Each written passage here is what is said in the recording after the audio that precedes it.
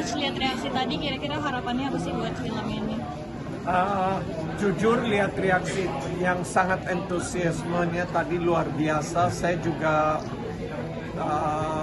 terkejut ya, excited, terkejut dan tanda-tanda yang positif. Sebelumnya kami di bioskop lagi lihat juga reaksinya oke, sama, tapi ini naik nih berapa kali lipat, dan bagi saya kurang lebih itu yang saya harapkan, tapi nggak segini hebatnya. Jadi sangat positif dan lebih dapat gambaran dari penonton keinginannya kemana dari segi film.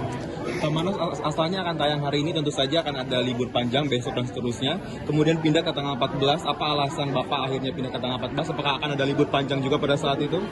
Ya, lebih gini, saya kan selalu lihat landscape-nya apa, ada competition-nya apa. Kalau saya nggak takut competition, bukan khawatir ada kompetisi, enggak.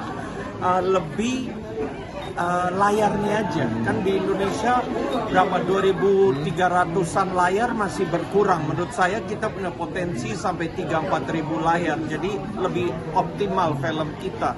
Karena limited screens ini, kalau filmnya rame sayang, kalau film yang punya potensi box office satu. Tapi tetap saya siap tanggal 28 Mei benar-benar libur yang panjang, hari Kamis, terus Jumat, terus Senin lagi, terus minggu depan, jadi long weekendnya berapa 12 hari, 14 hari itu very good timing. Karena itu siap, tapi bukan karena itu lebih filmnya belum optimal, belum siap. Dan untung kami delay, kalau enggak rush dan nggak mungkin sesuai ekspektasi saya. Jadi lebih ke secara memang persiapannya agak delay. Dan 14 Agustus itu kebetulan saya lihat kosong, nggak ada film Hollywood, nggak ada film Indonesia. Ya kami siap lah, itu momentum yang bagus saja. Dan 17 Agustus ya hari kemenangan siapa saya nggak tahu, Asia lebih strateginya saya ambil tanggal itu, lihat landscape-nya tepat, dan kami perlu kurang lebih 3 bulan, 2,5 bulan lagi. Sampai sekarang juga masih belum pick lock. Pak Manos, sudah ada estimasi belum pada saat tanggal 14 Agustus nanti Latazan bakal kira-kira berapa layar gitu?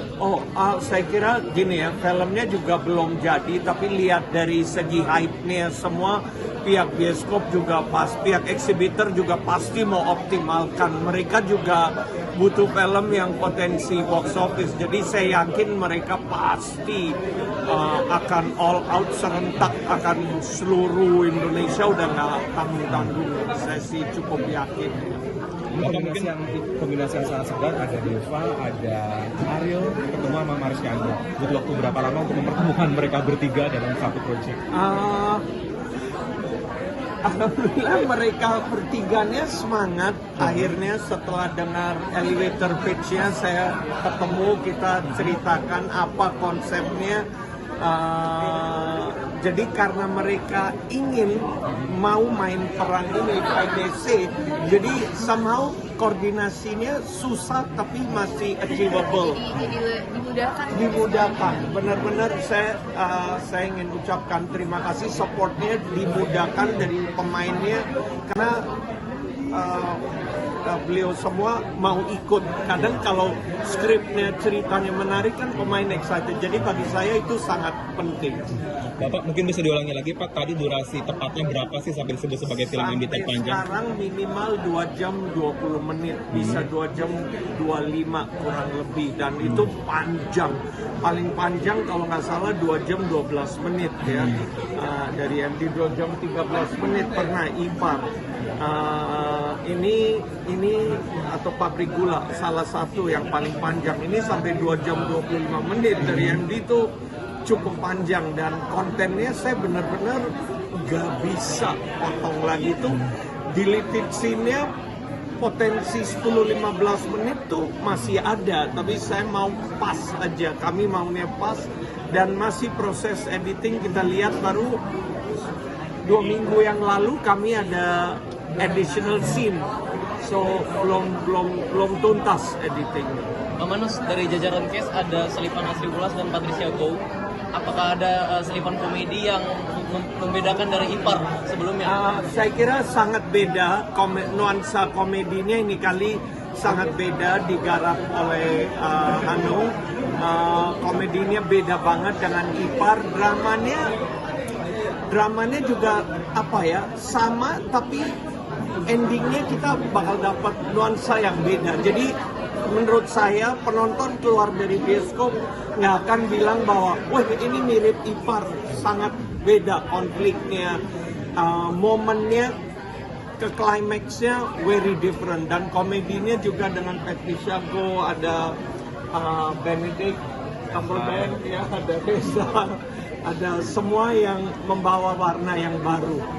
Untuk Ariel dan Deva pertama kali menyelesaikan baca naskah, kesan kalian seperti apa sih? Dan juga untuk adik Riri. Menghela napas panjang, deg-degan, excited pastinya. Benar-benar seperti kata Pak Manus tadi, kami juga sangat mengharapkan teman-teman yang menonton memberikan antusiasme yang tinggi. Cuma tadi jujur di luar melampaui ekspektasi saya pribadi juga. Senang banget dengan energi dan respon dari teman-teman. Semoga energi baik ini terus ditambah dan semakin baik lagi ke depannya sampai filmnya datang. Saya pas baru habis baca skenario-nya, saya langsung ke optik ya, ganti kacamata karena minusnya nambah. Skripnya tebal banget, skripnya tebal, ya makanya durasi filmnya kan jadi panjang karena skripnya tebal. Draftnya juga panjang, kita sampai draft 29 ya Pak? Betul. Draft 29. Nah itu saya udah ngikutin baca dari draft sekian, terus akhirnya sampai di final draft. Terus additional scene lagi. Lagi. Ya excited pasti excited. Dari awal, cuma memang fun fact, jadi waktu pertama kali diajakin ketemu sama Pak Manus, arahan pembicaraan itu seolah-olah bahwa Ipar ini akan ada yang kedua gitu. Jadi kayak hawa-hawa di ruangannya seperti itu. Saya tuh duduknya udah defensif, jadi udah nggak ada Pak Manus, sudah nyamping gini, udah kayak I'm ready to say no to him gitu loh. Ternyata dia kasih ide yang fresh, terus apalagi sama Mas Hanung lagi, oh berarti ada kesempatan untuk lebih deep sama karakter gitu, karena tertolong dengan director yang sama yang sebelumnya, justru kita punya kesempatan untuk bikin ini jadi beda. Ditambah lagi pemain-pemainnya luar biasa ya, ngebantu banget. Ariel, Marshanda, luar biasa. A+ semua. Ini juga keren mainnya. So happy sih. Kak Deva tapi setelah bermain karakter Mas siapa tadi? Siapa tuh coba?